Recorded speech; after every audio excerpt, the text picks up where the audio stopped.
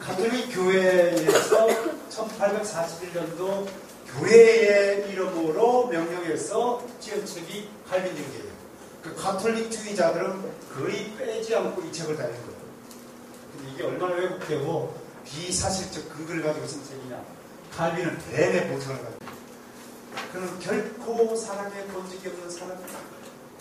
아내를요, 뒤에 보면 아내에 대한 백으로 써놨는데, 그는 정말 나에게 절대적으로 필요한 나의 반려자였다.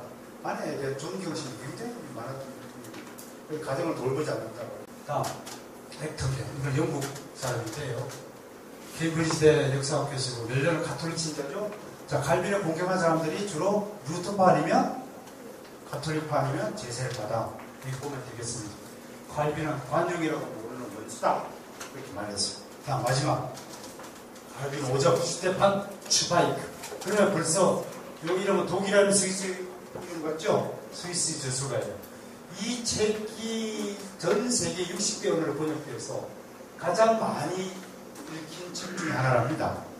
안 읽어봤습니다. 저도 대충 소개된 것만 번역서만 읽어봤는데요. 여기 보면 칼빈 히틀러다 그렇게 소개하고 있습니다. 자, 칼빈 오적을 소개했습니다. 일사오적만 있는 것이 아니라 칼빈 오적이 있다는 것 생각해 보시기 바랍니다. 자, 다음 장면요. 자, 그럼에도 불구하고 우리 필립 샤프 루트파 교회에서는 루트파에 속해 있으면서도 칼빈주의의 대가로 알려진 한국 교회사를 여러분을 소개합니다. 따라서 필립 샤프. 이런 분들 이름을 한 번쯤 기억해 두시는 것이 기독교의 성도다운 것입니다. 하나님이 기독교의 역사 속에서 일으킨 사람들 가운데 가장 위대하고 최상의 인물이 칼빈입니다. 저는 칼빈만큼 성령의 사람을 보지 못했습니다. 칼빈주의는 성령론이 약하다고 그런 사람들이 있으면 제가 정말 1대1로 한번 공방을 하고 싶어요. 물불을 있어요. 칼빈보다 기도 많이 한 사람은 없습니다. 칼빈보다 성경을 깊이 연구한 사람이 없습니다.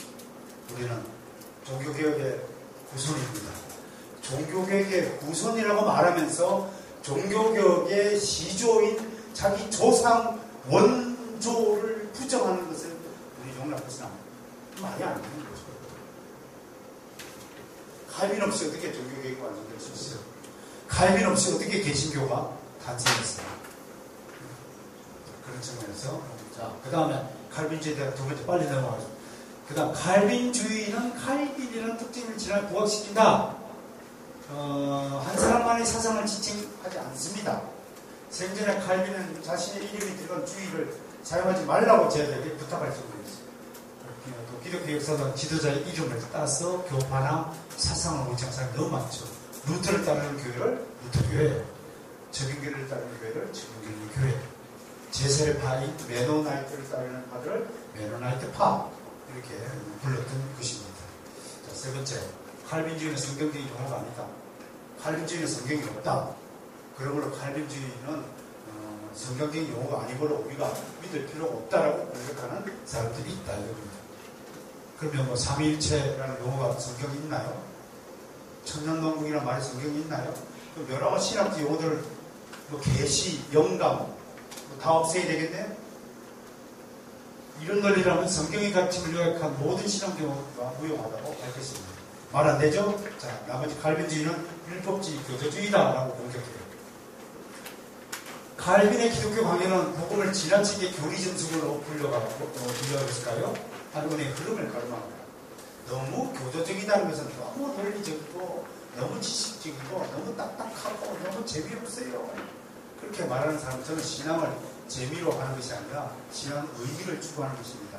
이렇게 대답을 하긴 합니다만 과연 칼빈주의가 율법주의, 교조주의냐 특히 예정론에 대한 아주 신랄한 공격이 지금도 존재하고 있습니다.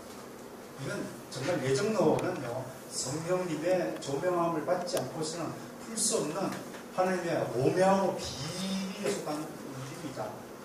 성령님의 도움을 받지 않으면 예정론이 이해되지 않습니다. 그럼에도 제가 두 분을 소개합니다. 예정론에 대해서 가장 은혜롭게 설파하신 두 분을 여러분 앞에 소개하고자 합니다. 한 분은 제가 책을 가지고 왔는데요. 도르테 신조 강해로 번역되어 왔어요. 이분은 코르넬리스 프롱크 목사님입니다. 북미자유개혁교회의 담임 목사님하고 얼마 전에 도르테 신조를 강해 설교 해서 이걸 체계로 냈습니다. 특히 이제 저희 나라의 도르테 신조 강의로 유명하신 분이 합신의 조지친학 교수님 김병원 교수가 상당히 도르테 신조 강의를 잘 하시거든요. 그분이 감수한 책이기도 하고 소개를 합니다. 한번 좀 읽어보시면 도르테 신조에 대해서 그 목사님의 대해서 많이 이해할 수 있을 것입니다. 특히 또 칼빈의 강해 설교는 성경을 지나치게 분석하고 주석함으로써 하나님 은혜를 보직 교조하였다. 지금 867편의 칼빈 목사님의 설교가 우리 손에 전해지고 있습니다. 여러분, 제네바 교회에서 칼빈 목사님이 어떻게 목회를 했는가에 대해서 잠시 소개하고 넘어가야 될 것 같아요. 주일날 오전에는 무조건 신약을 연속 강의했습니다.